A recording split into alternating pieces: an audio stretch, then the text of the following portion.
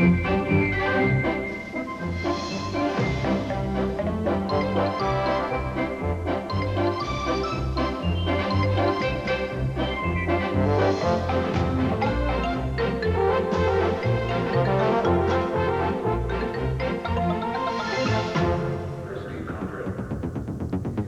are on the shores of Lake Ontario in Toronto, the gateway to the great Canadian outdoors, and a place where October usually means the World Series and World Championships for the Blue Jays.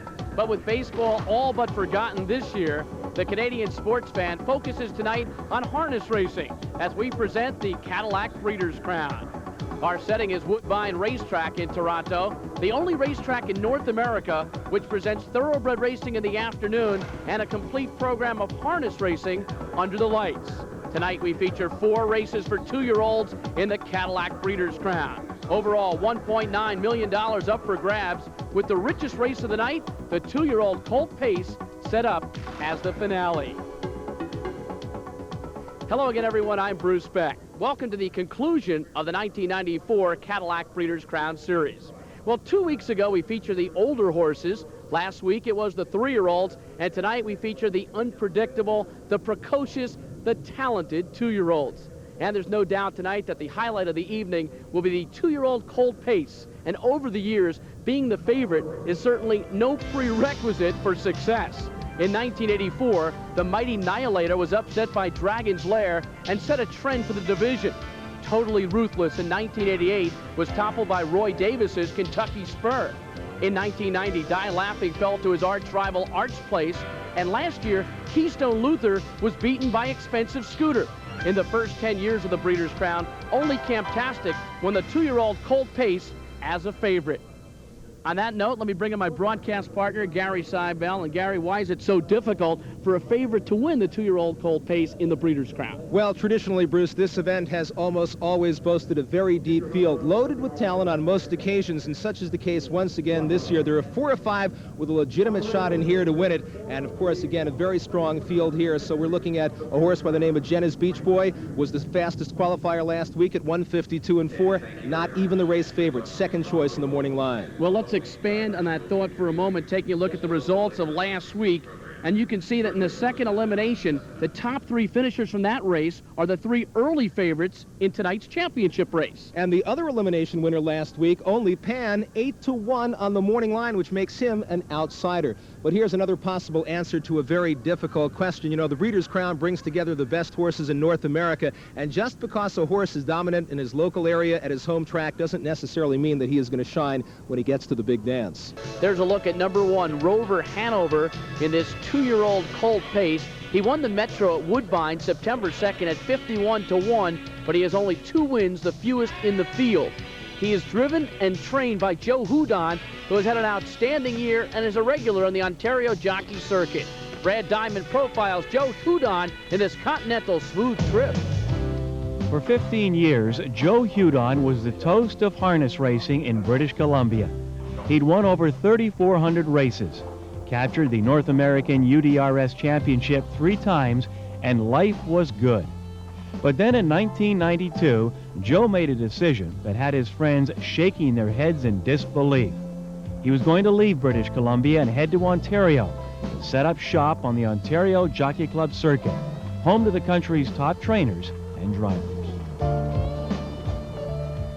I like Canada, so I kind of wanted to move to Toronto, and sure, it was probably one of the toughest places to race, but there's nothing like a good challenge in life, and it probably rejuvenated me. I was kind of getting stale in BC.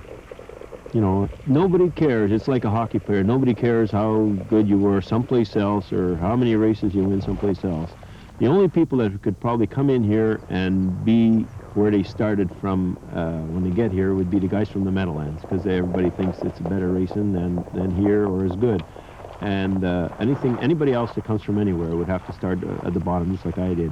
Nobody cares how good I was or how good I thought I was or whatever, you know. It's like a hockey player. You're only as good as your last shift. There are many in this business who believe that drivers should drive and trainers should train, but you don't do both, especially in the big money races. Well, Joe Hudon does both, and if there's been any criticism, he hasn't heard it. Most of the owners that I got have faith in me as a driver and trainer, so they don't tell me anything, and I don't feel no pressure that way. And the guys that are driving on the Grand Circuit or racing the Meadowlands and across Canada, they know who I am. They don't intimidate me, and I don't intimidate them. 1994 has been a good year for Joe Hudon, thanks to horses like Bitesome. The $4,200 yearling won the Canadian Trotting Classic and then finished third in the Hambletonian. But the horse receiving all Joe's attention now is Rover Hanover. He's won only 2 races in 14 starts, but was a 50-to-1 upset winner in the Metro Final, producing a $251,000 payday. Up next, the Cadillac Breeders' Crown, and Rover Hanover has the rail. Well, Rover's a very handy horse. I don't think there's too many horses can beat him off the gate. If I time the gate right and he gets his right foot forward, there's not too many horses can outleave him, that's for sure. In the Metro, we circled him from the 4-hole, and in the eliminations last week, I had the 6-hole, and when the gate got out of the way, he was in front. So I know that they're going to have to come to him first.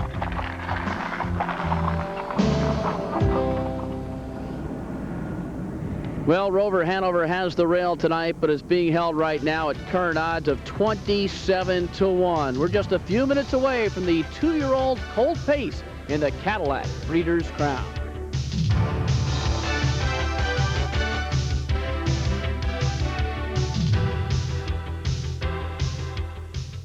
And one of the favorites will be Stand Alone, who will be driven by Steve Condren tonight, second in the second elimination last week. But Stand Alone is getting plenty of support right now. He sure is, and he deservedly should get a lot of support because Stand Alone had his 7-race win streak snapped by the winner last week in the elimination, and that's why he is no longer on that 7-race win streak. But he should be the favorite in here, and he was beaten last time out. Important to mention that post position is not a significant disadvantage if you're from the outside at this racetrack. No, I don't think so at all. I think it's a good spot to be. You can lead very strongly from the outside, and I think Woodbine has about the fairest start to the quarter pole of any racetrack in North America. It's about a quarter of a mile until you get to that turn, so you can fire out from the outside, not have to worry about getting caught wide on the turn. So it's a real fair place to race at. Let's take a look at Stand Alone, number 2 in this field. Stand Alone with 8 wins and 10 starts this year.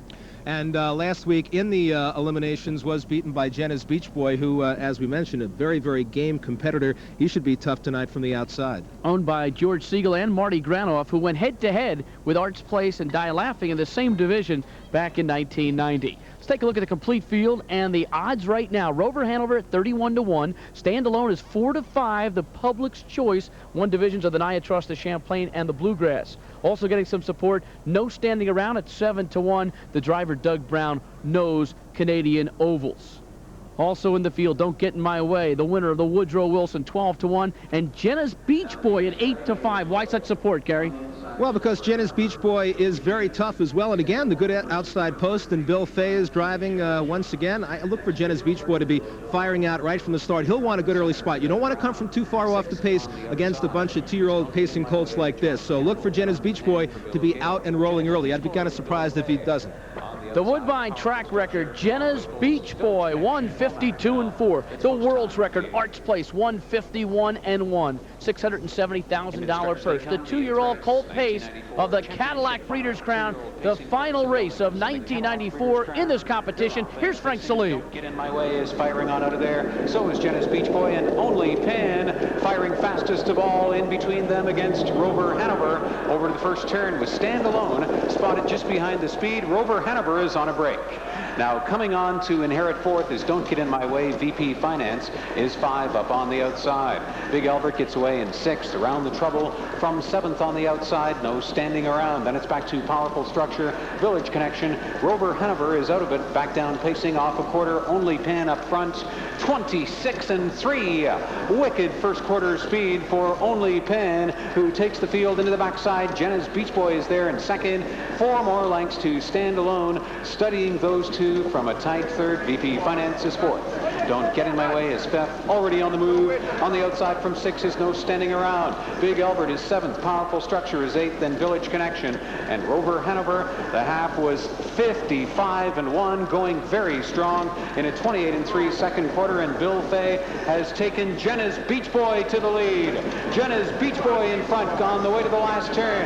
Only Penn is there in second. Stand Alone is up on the outside third. And the clash of the 2-year-old Titans will soon be on. On the outside fourth is VP Finance. Don't Get in My Way is along the inside in fifth. No Standing Around is sixth. Seventh on the outside, Powerful Structure. Then Village Connection, 3/4, 1:23-1. Into the top of the stretch drive, the 2-year-old Pace and Colts and Geldings in the Cadillac Breeders' Crown. And it's all Jenna's Beach Boy. Jenna's Beach Boy. Stand Alone is second in futile pursuit. This one is all over. Jenna's Beach Boy romping. Look at the clock. 1:51-4. Track and Canadian record. Stand Alone second. Don't Get in My Way was third. So it's Jenna's Beach Boy that wins the 2-year-old Colt Pace. This 2-year-old bay colt by Beach Towel out of the Campbell mare, 5 o'clock Cindy. Trained by Joe Holloway and driven to victory by Bill Fay.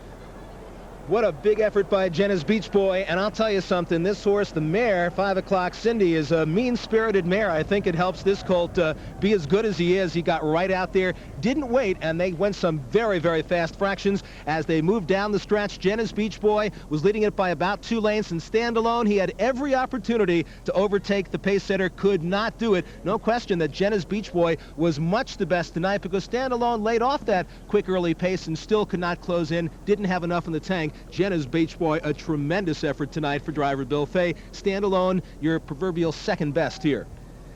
Owned by L&L DeVisser Partnership. That's Lee and Linda DeVisser, who sent out 5-2 favorite Florida Jewel in 1991 in the age trot and finished 9th. Nice redemption for that ownership group tonight. And Bill Fay just sitting at the controls, didn't even really have to urge him on too much. And if you look at Jenna's Beach Boy right now, he's not blowing all that hard. Jenna's Beach Boy, track record in the elimination, and now a track record in the championship. Jenna's Beach Boy, driven to victory by Bill Fay. And there's a look at Jenna's Beach Boy, who just won the 2-year-old Colt Pace in the Cadillac Breeders' Crown. And Jenna's Beach Boy, I'll tell you, just tremendous. You know, we're talking about Art's Place, and that big mile that he went as a 2-year-old set the world record. It was a windy night, a blustery night, but it wasn't anywhere near as cold as it is tonight, and it's still very windy. I actually personally believe that this mile, bigger than Art's Place's mile, and it could be the coming out party for Jenna's Beach Boy, winning the Breeders' Crown. He looks like he's going to be the top colt in 1995. And what about trainer Joe Holloway, one of the rising stars in the sport? So often he was connected with David Rovine at the Meadowlands. They had a powerful stable over there. He went out on his own. He had some tough times, but he has really come on as a trainer. He has come on as a trainer, and now he's come on with a huge star of 1994, Jenna's Beach Boy. I'll tell you, a very high-spirited animal, and again, that has a lot to do with his mother, and a brilliant performance tonight in this weather. Well, Joe Holloway won the North America Cup before, but never a Breeders' Crown, and let's go down to Brad Diamond with Joe Holloway. That's right, and here he is, and just how is Joe Holloway feeling right now? His first Breeders' Crown victory. Real good right now. We were hoping for the Colt to be like this. We thought he was the best coming into it, and it's up to him to prove it now. So, You saw the race. It looked like Bill wanted to go to the leader right off the bat. we were going to lose it fighting if we were going to lose it. Like I said, we came into it thinking we were the best, and we weren't looking to try to do anything fancy. What's this mean to you personally right now? A lot, because he's a homebred colt for the DeVissers. A lot of pressure. I mean, they named it after their granddaughter. She's like 8 years old. It's not bad telling Lee, you know, that he lost, but an 8-year-old doesn't understand, so got to kind of win. The time of the race, 150, it was a Canadian record, 151-4. Did that surprise you at all, or you knew your horse was capable of this? I knew he's capable of a lot. Horse I had for Bob Suslow set the world record of 51-4 in a mile. And I think this is a better horse. But a night like this, cool and stuff, yeah, it did surprise me a little bit, but I knew he's up for a good mile. Congratulations, Thank Joe. you very much. What's planned for tonight? For tonight? Oh, we'll have a little celebration anyway, so. But we're going upstairs, and then we got to fly home.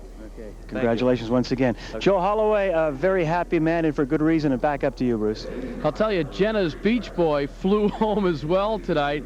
Real good to see Joe Holloway celebrating, because there are a lot of great people around this sport, and when you see one get a win and it means as much as it did to him, it's special. And he has every reason to celebrate, Bruce, and probably will with a couple of hot toddies tonight, because he mentioned how cool it is as well. And he's very surprised at the time of that mile. He knew his horse had the ability. He actually figured that his horse was the best in the field, and he proved that tonight. He just didn't think he'd go as fast as he did. The prices are official. Jenna's Beach Boy returning $530, $310, and $290. Standalone was second, $260 and $250. Don't Get in My way, $3.40 to show. 150, 1 and 4, and Gary talked about the meaning of that mile tonight. The exact $9.50, 8 and 2. The rest of the field, number 4 was Village Connection. Big Elbert finished 6th. Only Pan was 7th. Rover Hanover finished 10th. And in the winner's circle right now, Dick Conlon, General Director, Field Operations for General Motors of Canada. Also, Andy Grant, President of the Hamiltonian Society. Harold Shipp, Trustee of the Ontario Jockey Club. And Patrick Keenan, President and CEO of the Ontario Jockey Club, making the presentation to the DeVisser Partnership, Lee and Linda, and congratulations to the duo. Once again, the winner, Jenna's Beach Boy from Post 8 in 151 and 4. We'll return to Woodbine Racetrack in Ontario shortly.